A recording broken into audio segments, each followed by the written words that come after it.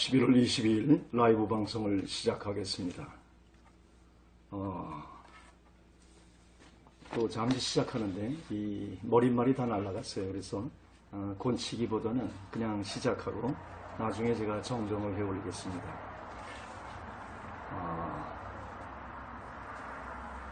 아무도 안 오시네. 예, 감사합니다. 예, 김지우님, 이혜은님, 장향란님, 정미정님, 시청 중이라 나오네. 예, 감사합니다. 11월 22일 라이브 방송을 시작합니다. 어제를 통해서 주 안에 앉으라는 말씀을 전했습니다. 에베소서 1, 2장을 통칭해서 그냥 중심 주제만 뽑아서 그렇게 전하고 있습니다. 강의라 해도 저는 한 절 한 절을 강의하는 게 아니고 전체 그 미닝을 합해서 강조를 합니다. 에베소서 1, 2장에 이 앉아있다는 말은 오늘은 이제 주 안에서 행하는 문제를 다뤄보겠습니다. 앉는 문제가 서론이라면은 이제 행하는 문제는 이제 본론적인 문제인데, 에베소서 1, 2장에 보면 앉아있다는 말은 그리스도와 함께 천국에 앉아있는 우리의 위치를 얘기하고 있는 것입니다. 주 안에 있는 한 이 지위는 변하지 않습니다. 주님이 앉아있는 보좌에 우리도 같이 앉히셨나니 그것도 실제로 이 땅에서 하나님의 영적인 교류가 될 때 실제로 누려지는 역사입니다. 그러나 그러지 않더라도 우리의 위치는 예수와 함께 앉아있는 위치라는 사실입니다. 이 땅에 육은 있지만 또 실제로 영이 하나님의 보좌에 가 있는 신앙의 생활을 할 수도 있다는 말입니다. 하여간에 전번 주 마지막하고 이번 주 어제를 통해서 에베소 1, 2장을 전했습니다. 그래서 이 그리스도의 안에 앉으라, 안식하라는 말을 했어요. 우리의 위치를 얘기하고 있습니다. 이제 4장부터 6장의 말씀을 이제 오늘 내일로 해서 전해질 텐데, 이 행한다는 말이 이제 4장에서부터 6장에 계속 이어집니다. 그 말은 이 세상에서 하늘에 앉은 우리의 지위를 실제로 이 땅에서 실천하는 것입니다. 하늘에 속한 사람, 즉 새 사람이지요. 전혀 새로운 피조물인 사람입니다. 영의 사람. 이 속사람으로 이 세상을 살 때 하늘의 표적을 지니고 사는 삶을 말씀하고 있습니다. 그래서 에베소서 4장 1절에 보면은 너희가 부르심을 입은 부름에 합당하게 행하여 하는 행하라는 말씀이 계속 나옵니다. 너희가 부르심을 입은 부름에 합당하게 행하라는 말씀입니다. 17절에 봐도 이제부터 너희는 이방인이 그 마음에 허망한 것으로 행한같이 행하지 말고, 이제 너희는 전혀 새로운 영의 사람이고 새로운 피조물이고 하나님의 사람들이기 때문에 이방인들이 그렇게 마음에 허망한 것으로 행한같이 행하지 말라고 말씀합니다. 또 23절에 봐도 오직 너희의 심령이 새롭게 돼서, 우리의 마음이 새롭게 돼서 새 사람을 입으라고 말씀하고 있어요. 영의 사람을 입으라. 그리고 5장 2절에 보면 그리스도께서 너희를 사랑한 것까지 너희도 사랑 가운데서 행하라는 말이 계속 나옵니다.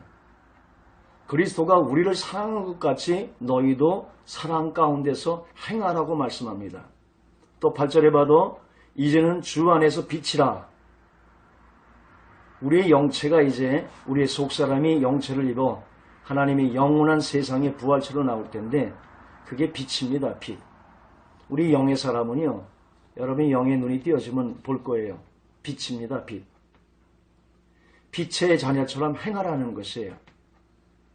우리에게는 몸체만 있는 게 아니라 기체도 있어요. 도 닦는 사람들은 기체를 보지 않습니까? 그러나 그 뒤에 영체가 있어요. 이 영체는 빛입니다. 그래서 이제는 주 안에서 빛이라는 거예요. 빛의 자녀들처럼 이 땅에서 행하라는 것이에요. 우리의 위치는 빛이에요. 그렇지만 이 땅에서 빛의 자녀처럼 행하라는 것이에요. 에베소 1, 2장이 하늘에 우리의 위치를 얘기한다면 4장부터 6장의 말씀은 이 땅에서 우리가 그렇게 실천하고 하늘의 표적을 갖고 사는 삶을 얘기하고 있습니다. 3장에서는 하나님의 비밀의 경륜인 예수에 대해서 말씀하고 있어요. 그리고 6장 6절에 가면은 그리스도의 종들처럼 마음으로 하나님의 뜻을 행하고, 계속 행하라는 말이 나와요. 그리스도의 종들처럼. 이제 우리는 그리스도의 종들처럼 마음으로 하나님의 뜻을 행하라고 말씀합니다. 그래서 에베소서 4장부터 6장의 말씀을 이렇게 잘 보면은 신자들의 관계, 부부 관계, 부모 자녀 관계, 주인과 종의 관계, 아주 실제적인 문제들이 다뤄지고 있습니다. 성도들이 이 땅에서 어떻게 예수를 믿으면서 부부 관계를 하고, 부모와 자녀 관계하고, 주인과 종의 관계를 하고, 신자들은 어떠한 관계로 실제적으로 사는 문제를 다루고 있습니다. 오늘 우리가 마태복음 5장 38절에 48절까지 이제 산상수훈을 볼 것입니다. 이 산상수훈, 주님이 첫 번에 이 땅에 오셔서 우리들이 실제적으로 성도들이 어떻게 생활할 것을 여기서 첫 번에 말씀하고 있습니다. 그래서 이 산상수훈은 황금률과 같은 그런 설교입니다. 예수님의 첫 설교기도 하고 예수님이 성도들에게 실제적인 삶의 문제를 다루고 있습니다. 마태복음 5장 38절을 같이 한번 찾아서 보겠습니다. 마태복음 5장 기도를 안 하고 그냥 시작을 했네요. 잠시 기도하겠습니다. 하나님, 이제 산상수훈을 보며 주님께서 이 땅에 우리에게 원하신 예수 그리스도로 우리가 하나님의 보좌의 위치에 있는 그 위치를 이 땅에서 살 때 실제적인 삶으로 실천할 수 있는 말씀을 산상수훈과 에베소서 4장의 6장의 말씀을 통해 보려고 합니다. 하나님, 성령의 기름 가운데 속에서 성령으로 전해지고 들려질 수 있도록 이 시간을 기름 부어 축복해 주시고 생명 가운데 나아갈 수 있도록 함께 그 길을 열어주시기를 원하옵나이다. 감사하고 이 모든 말씀을 예수 그리스도 이름으로 기도 올렸사옵나이다. 아멘. 마태복음 5장 38절을 보면은 예수님의 산상수훈이 나옵니다. 이 마태복음 5장은 산상수훈장이에요. 마태복음 5장의 1절부터는 팔복에 대한 얘기가 나옵니다. 그리고 율법과 노하는 문제, 맹세하는 문제, 여러 가지 빛과 소금의 문제를 다루면서 마지막에 38절에 실제적인 삶을 다루고 있습니다. 제가 봉독해 올리겠습니다. 또 눈은 눈으로 이는 이로 갚으라 하였던 것을 너희가 들었으나 난 너희에게 이르노니 악한 자를 대적하지 말고 누구든지 내 오른편 뺨을 치거든 왼편도 돌려대라고 말씀합니다. 율법은 눈은 눈으로예요. 이는 이로 갚는 거예요. 그러나 나는 너희에게 이르노니 악한 자를 대적하지 말라고 말씀합니다. 누구든지 내 오른뺨을 치거든 왼뺨도 돌려대며 또 너를 고발하여 속옷을 가지고자 하는 자에게 겉옷까지 가지게 하며 또 누구든지 너로 억지로 오리를 가게 하거든 그 사람과 심리를 동행하고 내게 구하는 자에게 주며 내게 꾸고자 하는 자에게 거절하지 말라고 얘기합니다. 40절에 봐도 나를 고발해요. 송살해요. 그래서 법정 안에 서게 하는 거죠. 고발하여 속옷을 가지고자 하는 자에게, 내 속옷을 가지고 오는 자에게 겉옷까지 가지게 하라고 말씀합니다. 참 어려운 얘기지요. 나를 고발해서 속옷을 달라는 자에게 겉옷까지 가지게 한다는 말이에요. 또 누구든지 억지로 오리를 가려고 하면 그 사람에게 심리를 동행하라고 합니다. 율법은 오리를 요구하는데 예수님의 윤리는 심리를 가라고 합니다. 율법은 송사해서 속옷을 얻으려고 하는 그에게 겉옷까지 벗어주려고 합니다. 오른뺨을 치는 것으로 율법은 됐지만 하나님의 예수님의 윤리는 왼편까지 돌려주라고 말씀합니다. 정말 문제는 42절의 말씀이죠. 내게 구하는 자에게 주며 내게 꾸고자 하는 자에게 주라는 거예요. 내게 꾸고자 하는 자에게 거절하지 말라는 거예요. 어려워서 내게 도움을 청하는 자에게 거절하지 말라는 거예요. 그럼 내가 어떻게 삽니까? 사실은 굉장히 어려운 얘기죠. 그러나 주님은 말씀하고 있어요. 그대로 그냥 제가 봉독해 쭉 올리겠습니다. 또 내 이웃을 사랑하고 내 원수를 미워하라 하였다는 것을 너희가 들었으나 나는 너희에게 이르노니 너희 원수를 사랑하며 너희를 박해하는 자를 위해서 기도하라고 말씀합니다. 이같이 한즉 하늘에 계신 너희 아버지의 아들이 되리니, 이같이 하면 너희가 하나님의 아들이 된다는 거예요. 이는 하나님이 그의 해를 악인과 선인에게 비치며 비를 의로운 자와 불의한 자에게 내려주심이라. 너희가 너희를 사랑하는 자를 사랑하면 무슨 사랑이 있으리요라는 말입니다. 강도도 도둑질을 할 때 사실은 자기 자식을 사랑하기 때문에 자기 자식을 위해서 도둑질을 하지 않습니까? 그런 사랑은 무슨 상이 있으리요? 세리도 이같이 하느니라. 세리들도 악하지만 그들도 그런 사랑은 그렇게 한다는 거죠. 그래서 정말 우리의 사랑은 선인으로만 우리가 여기는 것이 아니라 악한 그 자를 내가 도리어 기도해 주라고 말씀하고 있어요. 또 너희가 너희 형제에게만 무난하면 남보다 더하는 것이 무엇이냐? 이방인들도 이같이 하느니라. 이방인들도 자기가 사랑하는 자기의 어머니들을 위해서 무난하지 않습니까? 가족 친지들을 위해. 그렇게 하면 너희가 무엇이 다르냐는 거예요. 그러므로 하늘에 계신 너희 아버지의 온전하심과 같이 너희도 온전하라 말씀합니다. 하나님의 온전함 같이 너희도 온전하라고 말씀하고 있습니다.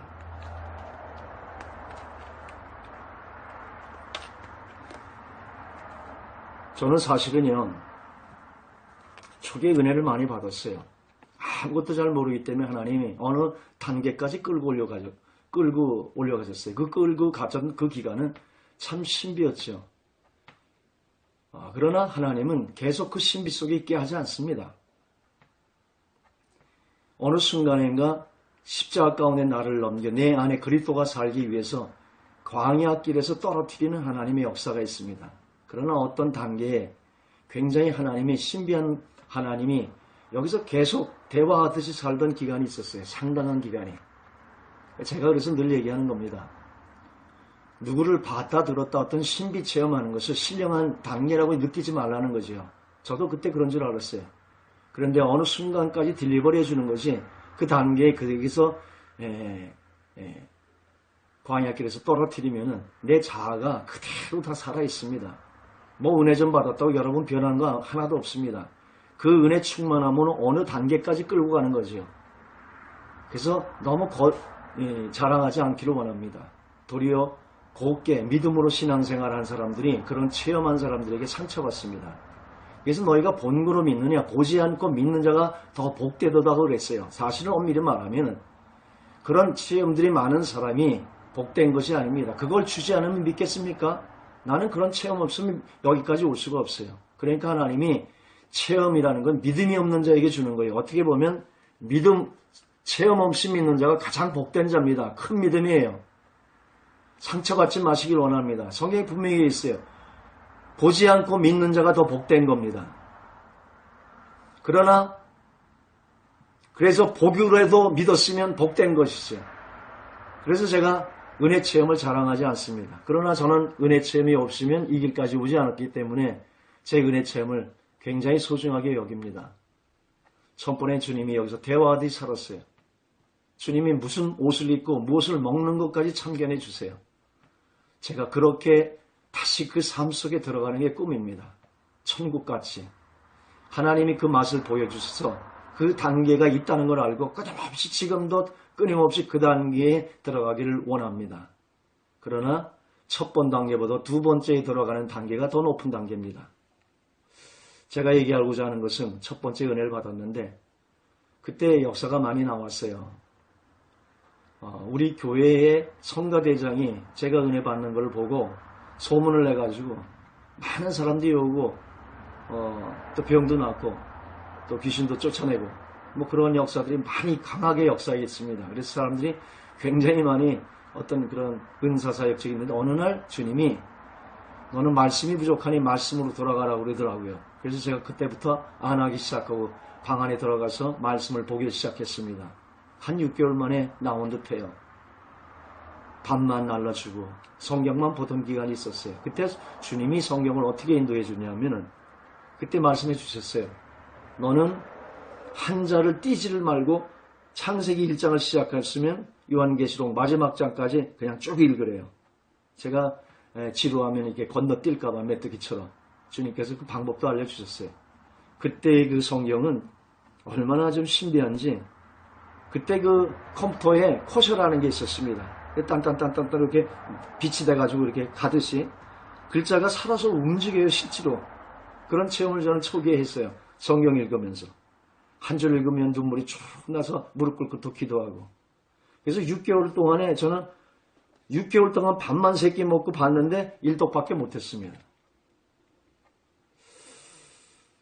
그때에 잠자면 꿈에 주님이 나타나고 눈 뜨면 성경을 읽고 눈 감으면 기도요. 그랬던 24시간의 기간이 있었어요. 그때 주님께서 뭐라고 그러냐면 한 자를 한 자를 넘겨뛰지 말고 쭉 읽으래요.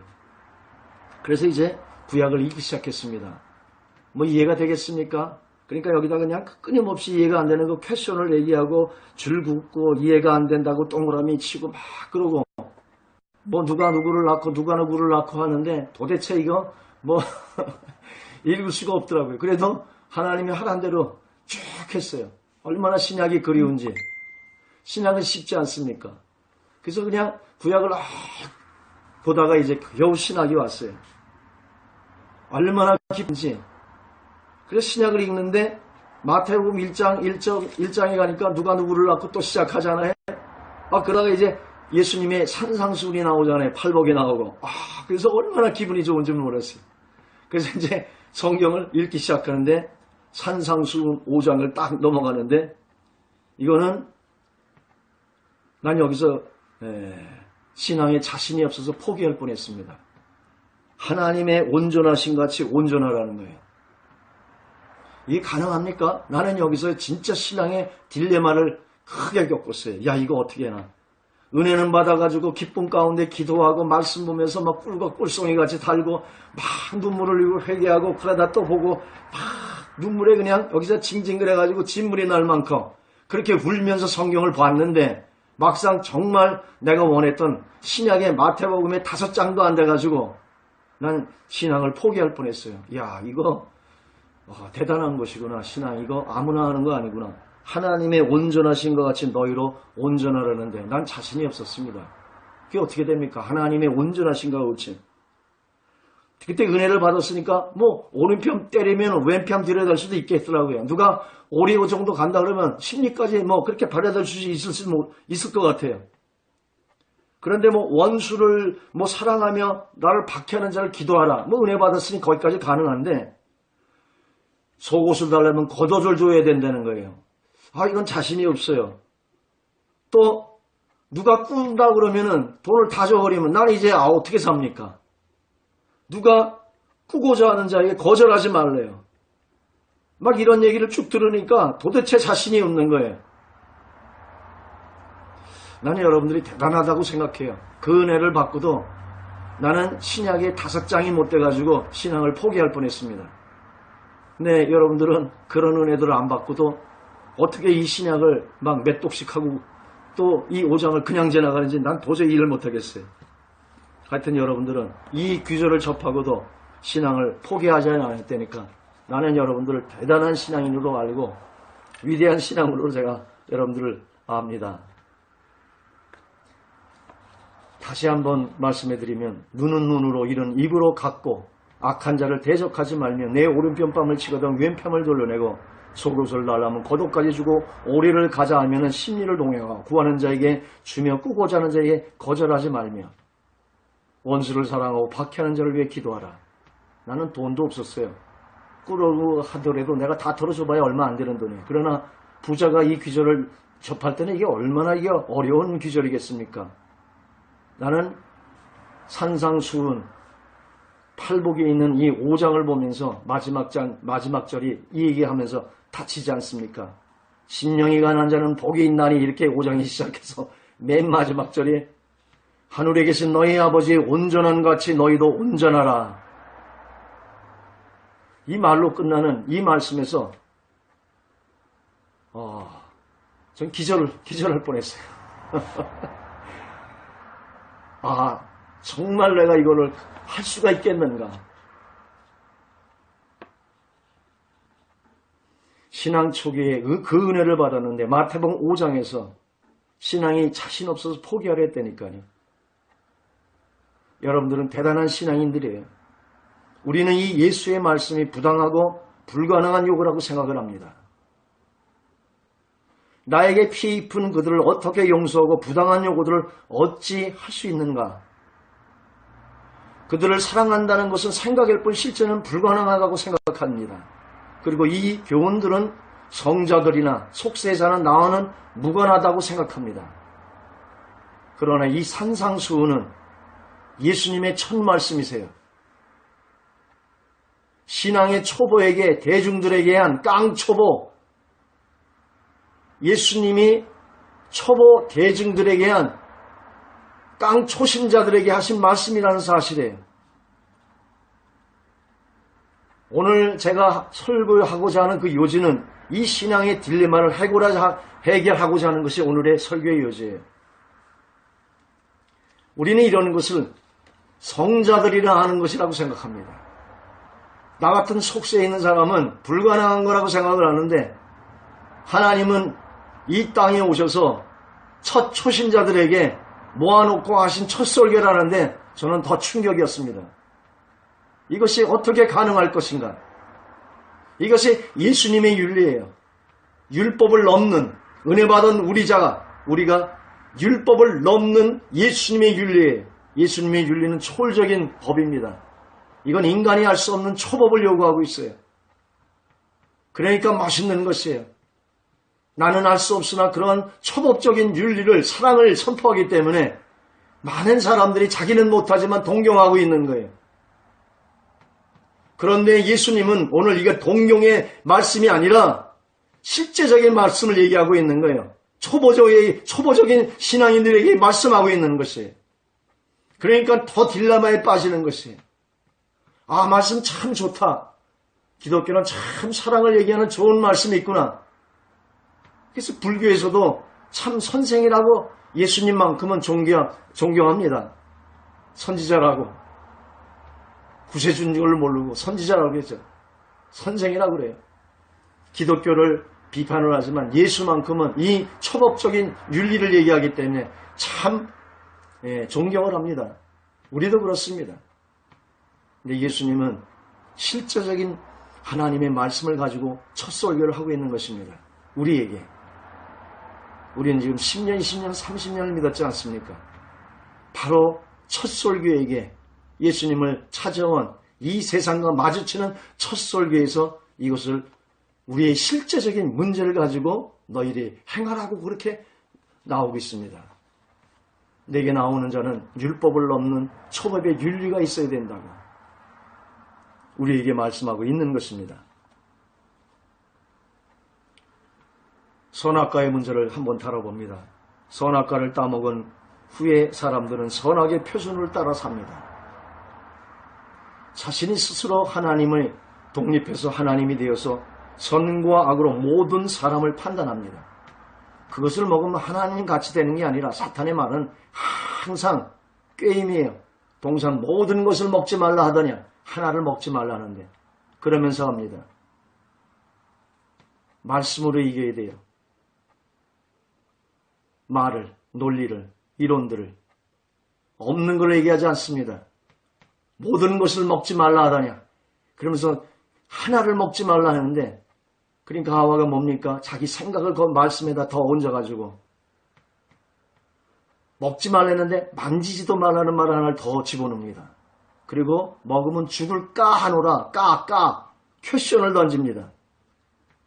하나님의 말씀에 퀘션을 던져요. 의심하고 있어요.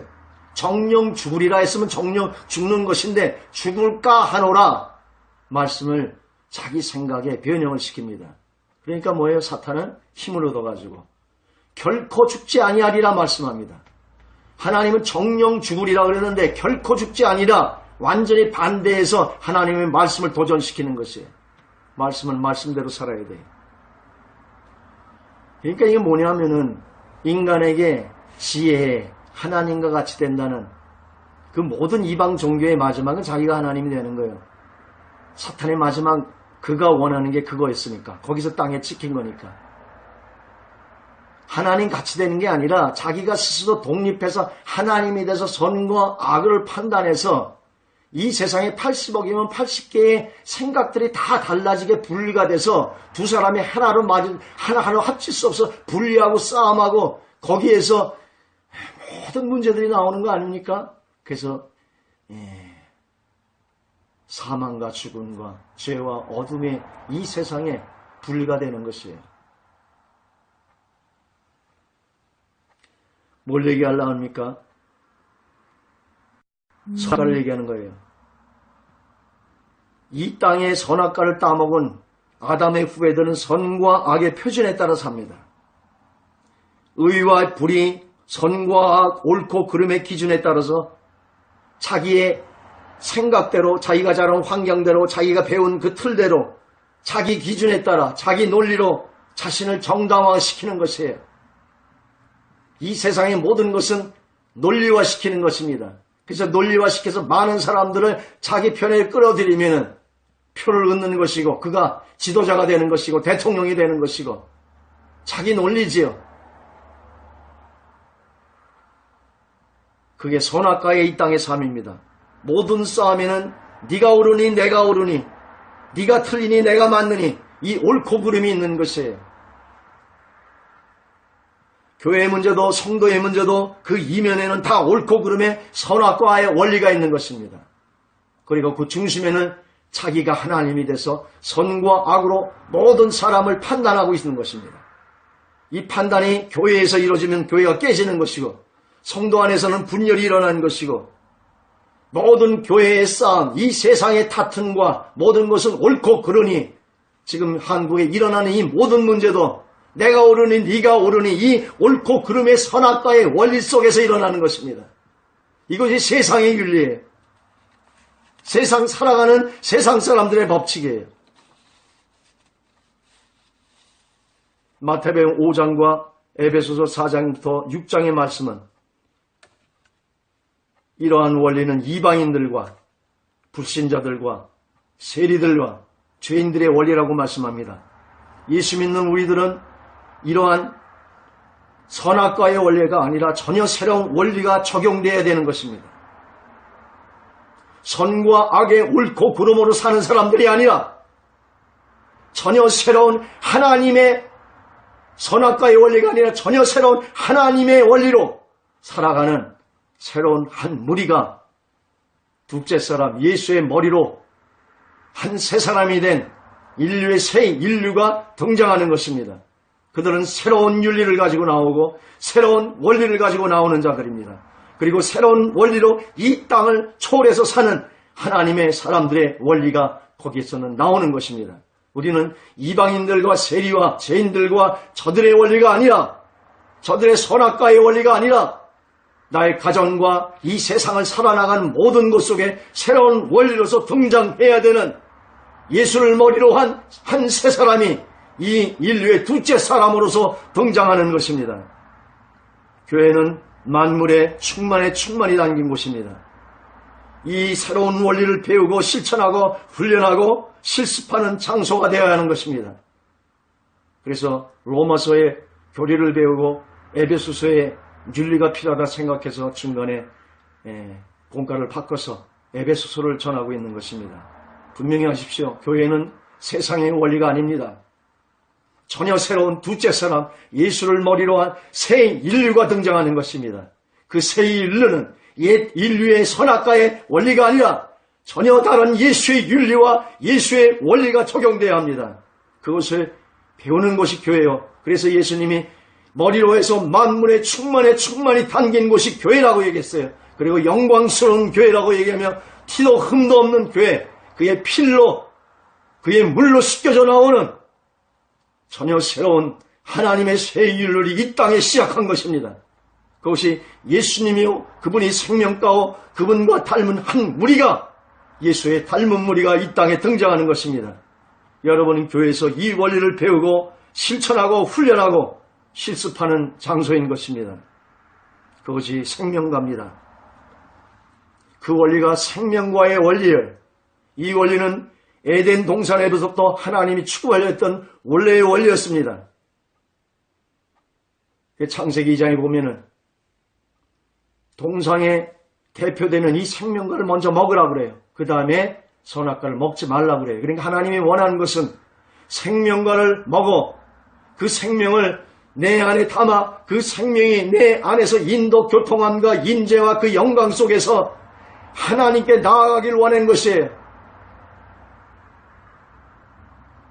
그것이 성령이 내 안에 임하는 것이 이게 얼마나 큰 건지 압니까? 이 성령이 내 안에 들어오지 않으면 예수의 윤리가 우리에게 시작할 수가 없어요. 하나님은 그 안에 생명과를 담아 예수의 생명을 담아 그 생명의 힘으로서 그 생명과의 원리로서 이 땅을 정복하고 이 세상의 악한 사탄의 기는 모든 무리를 십자가의 철장 권세로 파괴시키고 생육하고 번성의 땅에 충만해 하늘의 뜻이 이루어진 것 같이 이 땅에 그의 윤리로 정복하기를 원하시는 것입니다. 분명히 하십시오. 우리는 새로운 윤리가 적용되어야 합니다.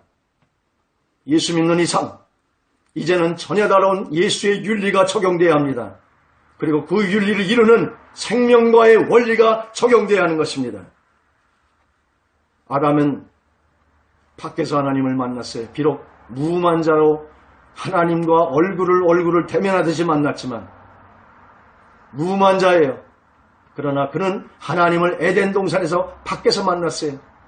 아담아 아담아 죄를 지었을 때 숨지 않습니까?